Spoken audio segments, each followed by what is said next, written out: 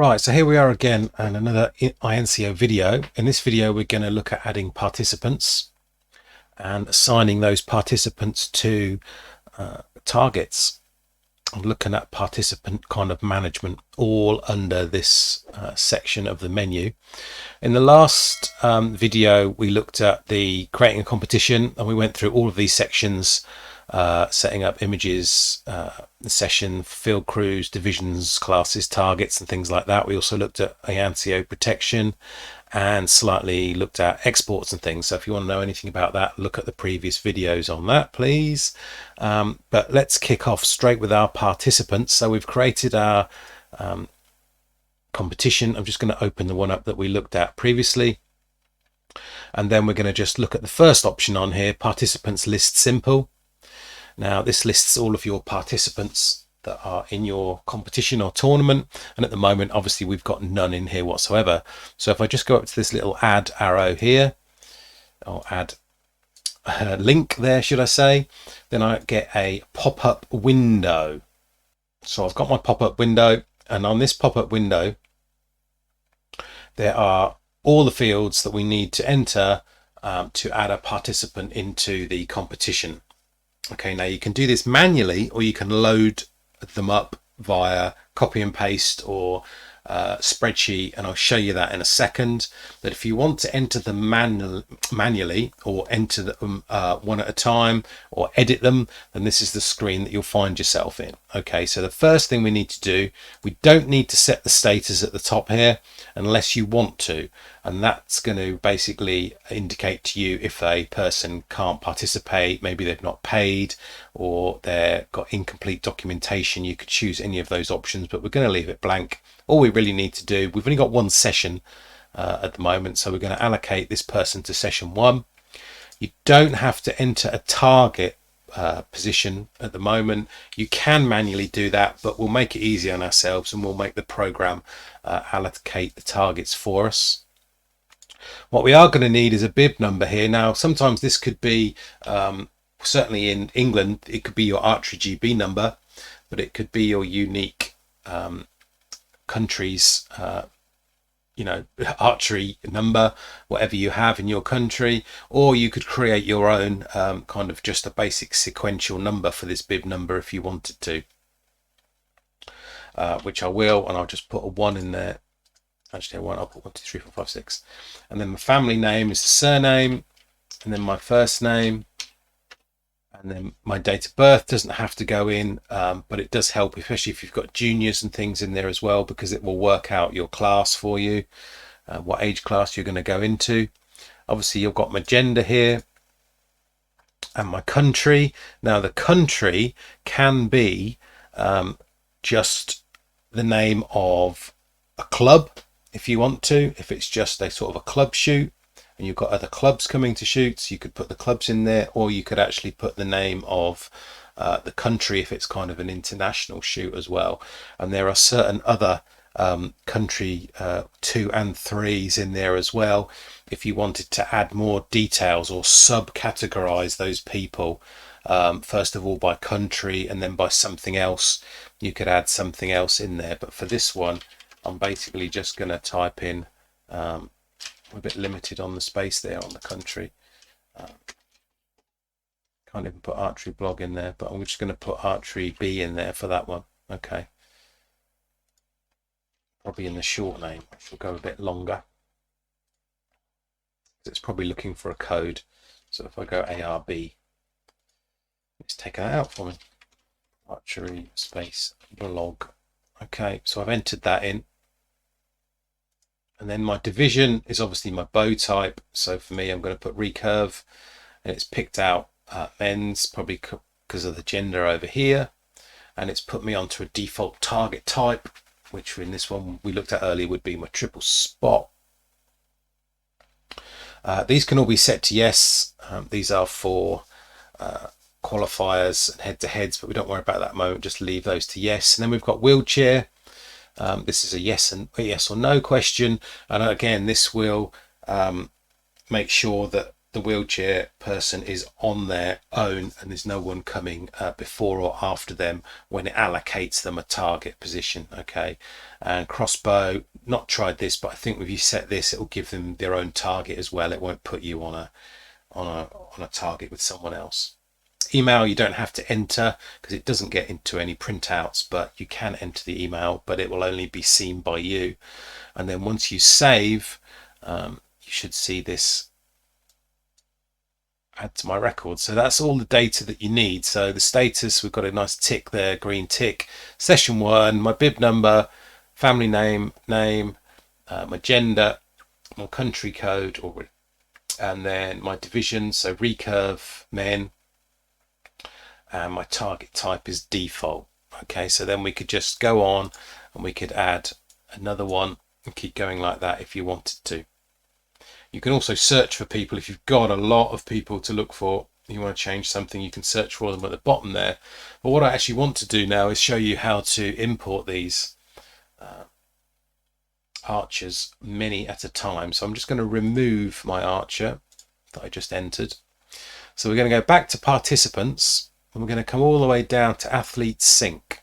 Okay, and the one we want is the second one down, which says spreadsheet import. So if we tick on that, choose that, should I say, then what we've got here is we've got a box on the left where we can copy and paste our athletes into there and just click load, or we've got browse where we can browse for a text file, and I'll tell you more about the format for that in a second. But on the right hand side, it gives you some help in what to include, what you must include in the input file. Now the first 21 headings there you must include in your import file. The hashtag special imports you don't have to do, but the special imports on the hashtags have to be on a separate row to your main data. Okay, so I'm going to show you that now. If I jump straight to the spreadsheet that I created earlier, this is basically just a copy of the IDs headers that are down here. Okay, but what I've done is you don't have to stick to the same names. Okay, as long as they're just in that order, you'll be fine, because we're not going to include the header row when we import them into the import file, because if you do, you'll see it just appear in the participants. It'll become a participant, and you can just delete out that header row if you want, but it's better to not include it in the first place, really. So this is just for me to see that I've put them in the right columns. Now if we were going to include someone, we wanted them to say they were in a wheelchair, and what we'd need to do is we need to create a new row. We need to enter the hashtags and then wheelchair and then 2 hashtags and then tab across to the next cell. And then what we need to do is we need to put the ID number. So my ID number on there is 43. So I put 43 in there and then tab across again. And then I put a 1 for a yes. Okay. And that is how you enter those special input fields afterwards. So if you wanted address, email, target, date of birth, even though date of birth is in the main column, so I don't know why it's in there twice, you could change these codes and put them afterwards. Okay, so it will import my row first, and then it will update it by making me classed as being in a wheelchair. And I can show you how that would look in a text file. This is it, tab delimited. It's not comma delimited. You want it tab delimited, okay? And I've saved it as a .txt file. And so this is what it would look like. The headers are still in it. I don't really want those in it, to be honest. And then a tab delimited or tab space data, and then the wheelchair in afterwards as well. So if you've got it as a spreadsheet and you've got it in Excel, then you need to save as a CSV or a text file as tab delimited. Okay, but the great thing is about this, if you've just got it in Excel like this, I can literally go along and copy and then just paste it back into here. And then I can load my athlete straight away. It comes out saying OK on the left, and it shows me that I've imported one person, and that person is imported. Then if I go to list simple, I can see my person in there and what values they've been given. And if I want to edit it, I just double click on it, and then I can edit any changes I want and save. And there we go. I'm just going to delete that person myself again, and then go back into participants again with the sync. And what I'll do this time is I'll add myself as a wheelchair user. So I'm just going to take these rows. Okay, I'm going to copy that, paste it, then I'm going to go back again. I'm going to take my extra row, my wheelchair row, and paste that in as well. And then what I'm going to do is I'm going to load athlete. Okay, so it's okayed my first row, and then it said insert updated as well, which is great. And then I'm going to go to my list, and you should now see a wheelchair has now got an X against it. So that means that's loaded correctly. And if I double click in here, I can then see down here that wheelchair is set to yes. So that's worked well. I'm just going to delete myself out again and go back, and then I'll show you another way of doing it if you want to just do it from the text file itself. So this time you've got it in a text file that's tab delimited. Same thing again, and just load my athlete, and it says OK. So you can either import it, copy and paste it from a notepad or a text file, or you can do it straight from Excel if you want to as well. There's an advanced participant list on here as well. It runs in a different way. I think it's through Java or something like that. It's a bit more colourful. It's just another screen, another way of looking at the data, really. I think I prefer the simple one compared to the advanced one. And if we go to athlete status management,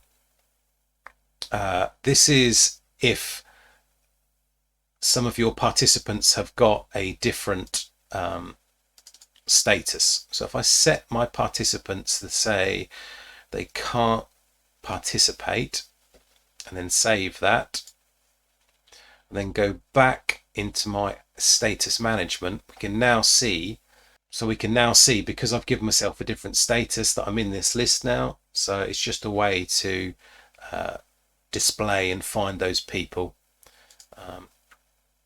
who've got a different status. So if I null my status and save it and go back in that list, I won't be in there anymore. Okay, so that's just for that one. We go up to participants, and then we go into IRM status management.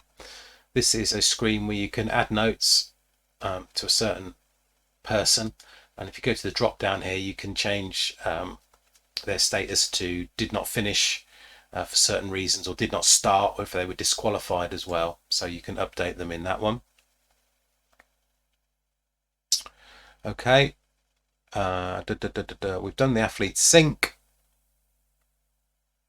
You can, within the athlete sync, we've loaded and we can actually look at change nation names. So if we wanted to change the names or the codes for the countries, or spelling mistakes for club names or anything like that, you can actually come in here and change those details, and then that will change all of the spellings or whatever for that club or country name for all your participants as well. So finally on this, what I'm going to do is now we're going to move on to, once we've added our participants in, I'm actually going to look at adding them to a target. So we need to come across the target and manual assignment. So we can see the data that we entered in, the bib number, the athlete's name, whether in a wheelchair or not, their division and their class. And then we can choose a session, and then we can enter a target, which is great. But it's a very manual job, and you'd have to do this for every single one. So it's turned red because it thinks I've needed to enter something in there. But basically the best thing to do is to go to draw, under target draw, and assign targets this way. Okay, so under participants, if we want to do an automatic draw, we come to target and then draw, and we'll find ourselves on this screen. So what we need to do first is select our session. Now in this example we've only got one, and then we can either filter on the division, but we're going to include everybody, so we put a percent sign there. And the draw type, this is the double equals kind of greater than symbol is a random draw. Some of the other standard draws and Oris draws are done for international shoots, to put kind of certain countries maybe together and things like that on certain targets, but we're just going to stick with that one. And you can separate divisions and the classes as well if you want to. You can exclude categories that are already assigned. You can assign to targets. Now ticking that box will actually do the assigning and update the database, but if you don't tick that, then it will do a dry run, and I'll show you this in a second, as it will show us all of our details on the bottom left here. But you do need to enter the targets that you want to run from. So if I put, say, 1 to 3 on here, and I won't separate the divisions, I'm just going to say OK, and then it shows me on here that I've got my compound person. I entered some more people, by the way, while I was off air. And compound persons on their own target because of the target type is different. And then we've got our second target 2. We've got the wheelchair person on A, and then obviously no one else on C. And we've got 2 recurve. They're all recurvers. Sorry, got a bear bower in there as well. So we haven't separated the divisions out, so they're included on one target. And then on target number 3, we've got 2 recurve people so far as well, because this is the total number of participants that I actually entered. But if we go to separate the divisions, so we really think we're going to take out this barebow person and put them on their own target. But if we do that, we've only put 1 to 3 targets, so I need to extend that to 4. You just put 1 to however many targets you've got really in there. And then if we separate the divisions and I do it again, then what we can see now is that it's actually put the barebow person on their own target number 4, and it's sort of rearranged things a little bit as well. So you can do that as a dry run to start with if you want, and then once you're happy with it, tick the assign to targets box and then click OK, and then it will show you this again if you just blank this out, and it should have done our assignments. Okay, so then we can come back up to our participants target. Well, actually we can go back up to our participants list simple, and what we should see then is that we should see the target list has been added. The targets have been added to this, and if we double click on it, we can see it here, and we could always change it if we wanted to and reassign them. If you do need to change any of the target positions, instead of going into list simple and doing it one at a time, you can also come back to our target manual assignment, and the details will be seen in here. So if I wanted to swap Ted Baker around with myself and swap them to B and A, I could change that to B, make it capital, and it gives me a red, so it shows me that I've got 2 people on the same target, and then I could just change that back to A and come off, and that's all fine. So if you need to play about with where people are on certain targets, as the automatic layout hasn't kind of worked exactly how you wanted it to, then just come back into manual target assignment and kind of change those. So the other thing things you may want to do on the target side is change assigned session. So on this screen I can pick all sessions or the session I want, and then filter via a certain division or class, and then either delete the session or move the session completely to another session if you wanted to in that option. Then there's also move target assigned. So again, I'd pick the session, maybe I would filter on a certain division or class, and basically what you can do is you can actually move the targets, space the target. So if you've got you want a gap between, say, target 18 and 19, you can actually say that you want to put it towards and move all the targets after that towards one target on, should I say, so that works quite well if you want to move the sessions everyone along one target number, say, you can run that.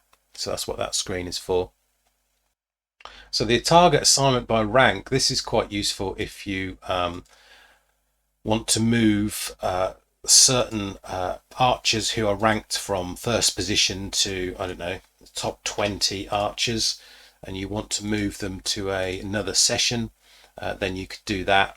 If you wanted to let those top 20 archers through to the next sort of phase of a competition or something like that, that's what that's used for. And then we've got delete target assignment. So if you've sort of messed up your target assignment from where you've put people on the targets, you could start with your session, and then you could probably take out all kind of the compounds, and then basically we could remove all of the target assignments from the compounds. Be wary of these two checkboxes. That would basically take all compounds out of the event and also delete their session details completely. But if I left that as an asterisk, then we could delete everyone's target assignments, which I'm going to do so that I can go back and I can see that their target assignments have now vanished, and I'd need to redo that so no one's on a target, just to prove how that kind of works. Okay, moving on now. If we want to go to, actually what I need to do is put my people back on a target. So I'm just going to go quickly back to the drawer again.